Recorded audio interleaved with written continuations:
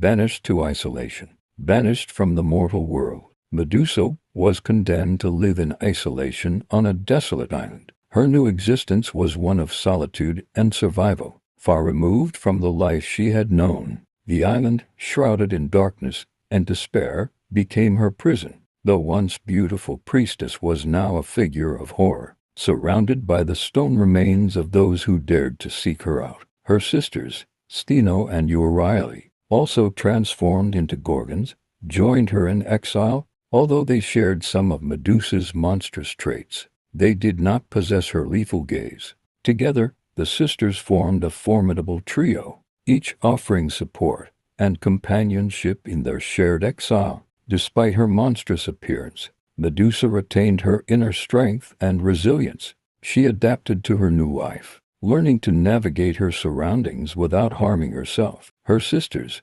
bound by tragedy, became her protectors and confidants. The hero Perseus and his quest to defeat Medusa. The origins of Perseus. In the ancient land of Argos, King Acrisius was deeply troubled by a prophecy that foretold his death at the hands of his grandson. In a desperate attempt to prevent this fate, he locked his daughter, Danae, in a bronze chamber, hoping to keep her childless. However, the mighty Zeus, king of the gods, was captivated by Danae's beauty. He visited her in the form of a golden shower, and from this union, Danae conceived a child. Danae gave birth to a son named Perseus, whose name would soon become legendary. Fearing the prophecy, Acrisius placed Danae and her infant son in a wooden chest and cast them into the sea. The chest drifted to the island of Seriphus, where it was discovered by the kind fisherman Dictys.